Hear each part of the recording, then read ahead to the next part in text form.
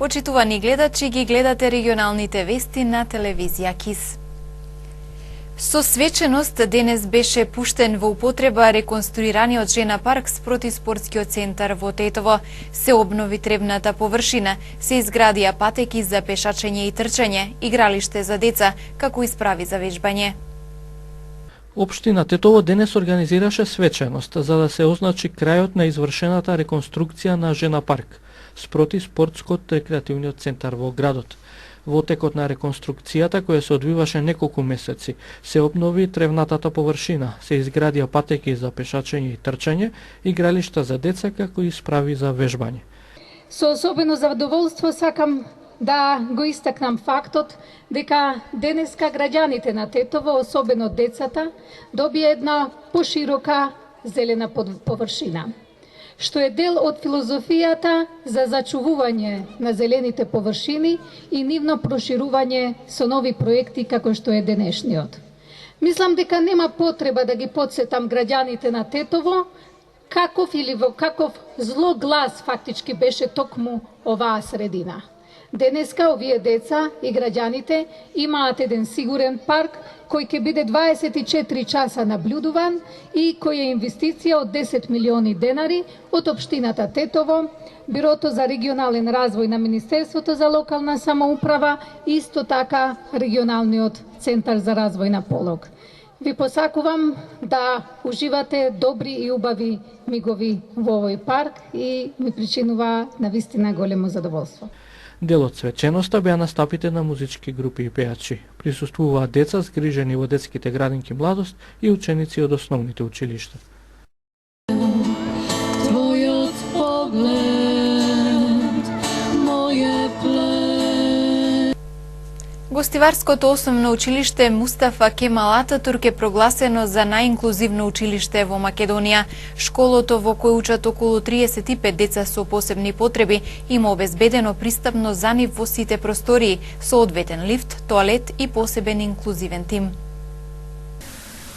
Основното училиште Мустафа Кемал Ататурк во Гостивар е прогласено за најинклузивно училиште во земјава, кој ги има сите услови и стандарди за децата со посебни потреби. Одлуката официјално беше донесена викендов на состанок на председателството на Сојузот на дефектолози на Македонија, што се одржа во ова гостиварско училиште. Наградата се доделува во рамки на конкурс распишан од фондацијата професор доктор Љупчо Ајдински. И затоа сме тука да го напокана на домаќините, да го видиме училиштето, да видиме што тие направиле во делот на инклузивноста и навистина сме одушевени од тоа што го видовме до сега. Значи навистина се работи за едно инклузивно училиште со сите параметри, не само пристапност, туку и инклузивност во настава, подршка на децата со попреченост, така да навистина може да служи за пример на инклузивно училиште во нашава држава. Според председателот на Сојузот на дефектолози Петрушев, низ училиштата во земјава проблемот со недостиг на стручен кадар веќе се надминува, но за квалитетна инклузија тоа не е доволно, туку неопходни се и соодветни услови. Самиот влез на дефектологот во училиштето не значи дека ќе имаме квалитетна инклузија. Значи, за да има квалитетна инклузија треба и други услови, како што ги има ова училиште. Значи, имаат просторија каде што учат децата, имаат просторија каде што обавуваат терапии, вежби, пристапно, има лифт, има тоалети, значи комплетна пристапност, имаат материјали, имаат браев, печатар, значи имаат се што треба. Така да тоа се некои услови кои што навистина нудат една квалитетна услуга, колку што колегата, нашето председателство кој што работи во училиште ни каже имаат одличен тим во училиштето кој што соработува, значи има инклузивна клима која што не се гради лесно, значи потребни се долги години за да изградите едно училиште со таква инклузивна клима и со таков капацитет да може да ги прими децата со попреченост, што нас посебно не радува. Во Мустафа Кемал Ататурк во Гостивар формиран е и посебен инклузивен тим. Објектот има физичка пристапност од секој аспект. Пристапен тоалет за лицата со моторни нарушувања, како и пристапен лифт за сите ученици. Овие услови и модернизацијата на училиштето беа овозможени преку проект финансиран од турската агенција ТИКА. Во училиштето има околу 35 ученици со посебни потреби. Подрумот од објектот во кој се наоѓа дневниот центар за деца со посебни потреби во Гостивар е затрупан со ѓубре. Несовесни граѓани тука создале дива депонија. Децата и вработените се изложени на ризик и опасност по здравјето. Најлонски кесиња со ѓубре, пластични шишиња, стари гуми од автомобили и друг отпад завршил во подрумските простории на објектот, каде што е сместен дневниот центар за деца со посебни потреби во Гостивар. Несовесни граѓани, најверојатно од околните згради, го претвориле просторот во дива депонија, без да помислат на последиците врз дечињата и вработените, кои денот го минуваат во центарот. Низ искршените прозорци секојдневно фрлаат ѓубре од кое се шири непријатна миризба и кое носи ризик од појава на инсекти и зарази, особено во престојниот потопол период. Дека состојбата е алармантна потврдува и она што го регистриравме со нашата камера. Неколку плински боци и амбалажи од запаливи средства за чистење. Надопасниот подрум затрупан со ѓубре се наоѓа просторијата каде децата од установата ги јадат своите оброци. Од Центарот за социјална работа во Гостивар, надлежни за дневниот центар, апелираа граѓаните да престанат да го фрлаат отпадот во подрумот и рекоа дека ќе побараат од јавните претпријатија да преземат акција за расчистување. Се додека не се реши проблемот, ова место представува темпирана еколошка бомба. Посвеченоста во Жена парк, градоначалничката Теута Рифи одговори на неколку новинарски прашања, соопшти дека е пратена документација за продолжување на должината на булеварот Видеос Милевски Бато преку спортскиот центар во правец кон стадионот. Тоа ни е еден проект на општина Тетово за продолжување на булеварот до стадионот. Ние го одработивме, дадовме и дозвола за градба. Тоа ни беа условите за да го конкурираме кај Светската банка. Веќе го испративме и проектот е добро примен. Имајќи го предвид фактот поради политичката ситуација, значи Светската банка малку ги има забавено процедурите за да одлучи и сметаме дека позитивно ќе одлучи за ова. Тетовската градоначалничка, која е и член на раководството на ДУИ, ги коментираше и политичките случувања.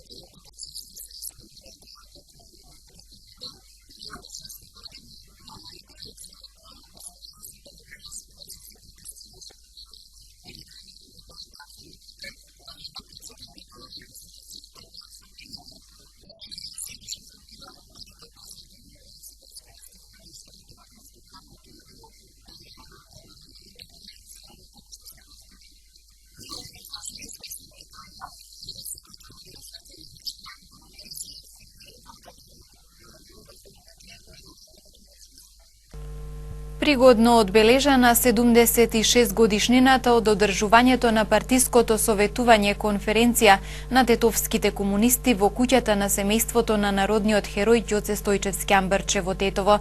Присутните на одбележувањето уште еднаш се потсетија на значајноста на настанот од нашето историско минато. На денешен датум се навршуваат 76 години од одржувањето на партиското советување, конференција на тетовските комунисти во куќата на семејството на народниот херој Ѓоце Стојчевски Амбарче во Тетово. По тој повод во Националната установа Музеј на Тетовски крај, односно во куќата на народниот херој, беше организирано пригодно одбележување. Куќата на народниот херој и неговото семејство била секогаш отворена и користена од страна на тетовската партиска организација за престој на високи партиски партиски илегалци, за одржување на состаноци, за чување на партиски и санитетски материјали и друго. Започнатата активност на Тетовската партиска организација имала мобилизаторски мотив на организирање на членството, што се гледа од фактот дека само после 2 дена од влегувањето на фашистичката војска во Тетово на 8 април, на 10 април одржано партиското советување. Советувањето го свикал местниот комитет на КПМ, предводен од неговиот секретар Ѓосе Стојчевски, и на него биле повикани сите секретари на партиските ќели и сите поистакнати комунисти од Тетово. Советувањето е одржано во воденицата која што имала 3 влеза и во случај на откривање присутните да можат полесно и побрзо да се излечат.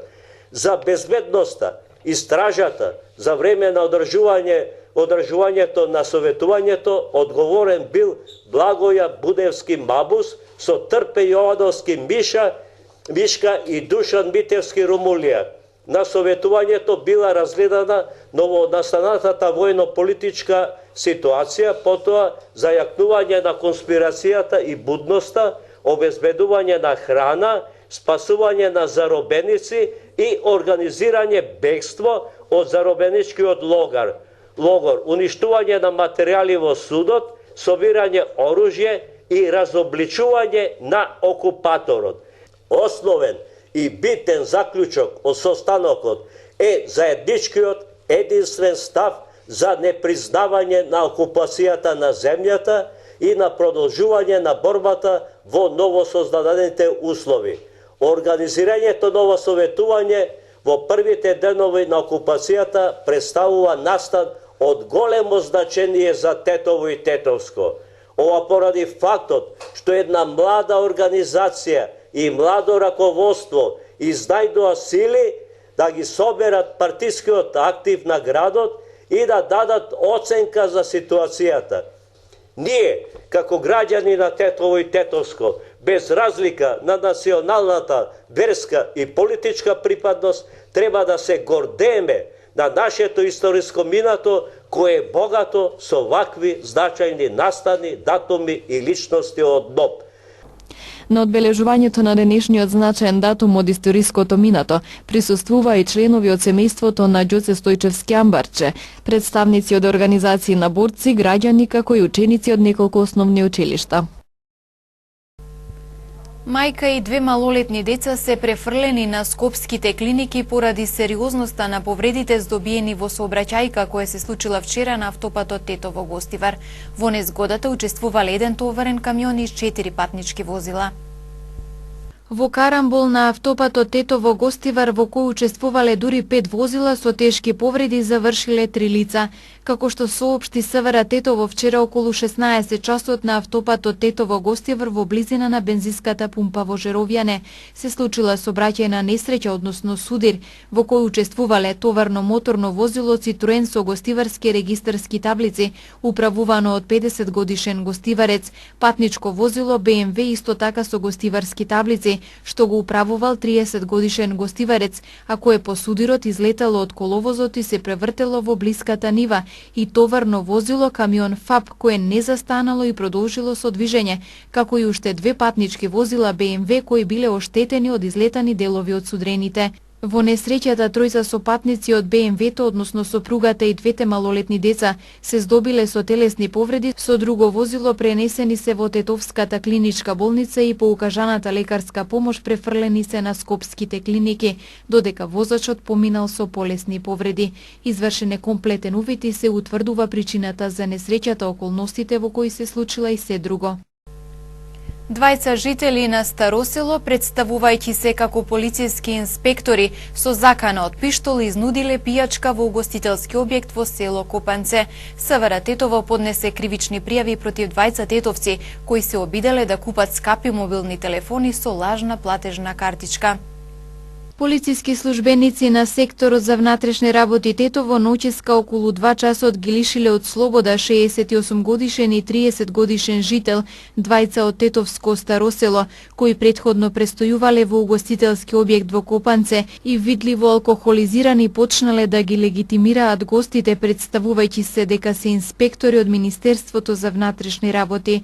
Набрзо двајцата извадиле пиштоли и побарале да бидат послужени со пијалаци. По нивното лишување од едниот одземен е пиштол застава Magnum 357 со 6 куршуми, а од другиот пиштол Parabellum 9 мм со празна рамка кој се обидел да го фрли под контејнер и кои тие нелегално ги поседувале. Во нивното возило форка со тетовски регистарски таблици пак пронајдени се 8 чаури. Сето пронајдено е фотодокументирано и со потврда е одземено за вештачење, додека двајцата се задржани и ќе се работи на расветлување на сите поединости поврзани со овој случај, пошто ќе се соочат со соодветни поднесоци.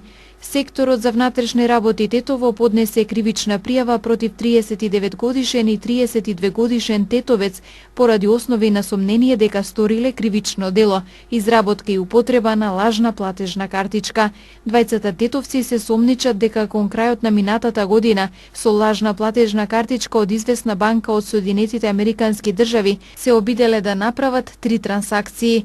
Осомничените во 2 продажни салони во Тетово, користејќи ја блокираната платежна картичка, имале намера да купат скапи мобилни телефони, но не успеале во таквата намера. СВР Тетово поднесе кривична пријава против 46 годишник поради постоење основи на сомнение за сторено кривично дело уцена, соопшти МВР. Пријавениот, кој бил на издржување казна затвор, во својот мобилен телефон имал фотографија од 40 годишна тетовчанка со компрометирачка содржина, кој самата му ги испратила на Вибер. Истиот почнал да ја уценува со закана дека ако не му даде пари во износ од 3000 евра, ќе му ги достави сликите на нејзиниот сопруг. Оштетената исплашена од случката заминала на извесен период во Германија, пошто прво пријавениот заедно со уште 2 лица продолжиле со уценување на сопругот на оштетената, на кого успеале да му изнудат пари во 3 наврати. Египетскиот председател Абдел Фатех Ал Сиси најави во одредна состојба во трајање од 3 месеци по вчерашните напади врз 2 христијански цркви во таа земја, во кои загинаа најмалку 45 луѓе. Тој ја најави мерката која треба да биде поддржана од парламентот по состанокот на Советот за национална безбедност. Тој ги обвини другите земји дека сакаат да предизвикаат нестабилност во Египет, но избегна да каже за кои земји станува збор. Шведска денеска со минута молки комеморации им изрази почит на жртвите од атентатот со камион во Стокхолм. Во врска со него уапсени се 2 лица, од кои еден е узбекистанец чии барање за азил било одбиено. На манифестацијата во центарот на Стокхолм во спомен на жртвите од петочниот напад присуствува и кралското семејство и шведскиот премиер Штефен Лефвен, при тоа истакна меѓународната сплотеност во борбата против тероризмот. Никогаш нема да подклекнеме пред тероризмот, заеднички ќе му се спротиставиме, изјави премиерот, со поглед и кон Белгија и Велика Британија, зошто меѓу 4 жртви од нападот со камион една беше белгијка и еден британец. Карме Чакон, првата жена министер за одбрана на Шпанија и важен член на Социјалистичката партија, почина на 46 годишна возраст.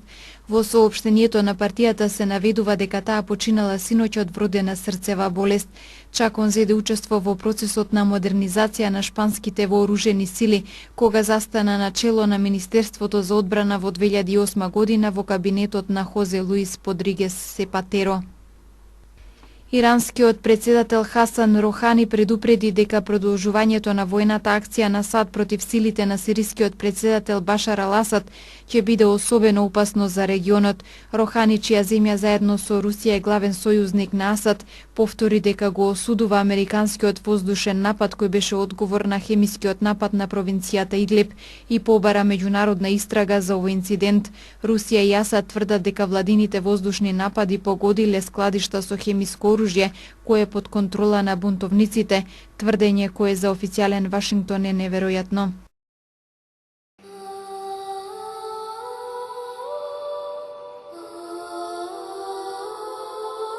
Денес имавме сончево време, дуваше слаб до умерен јужен ветер, Утринската температура се движеше од 0 до 4 степени, а дневната од 17 до 22 степени.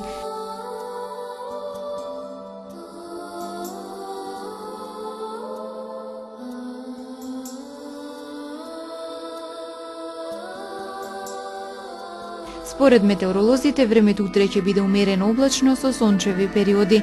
Утринската температура ќе се движи од 2 до 5 степени, а дневната од 15 до 22 степени.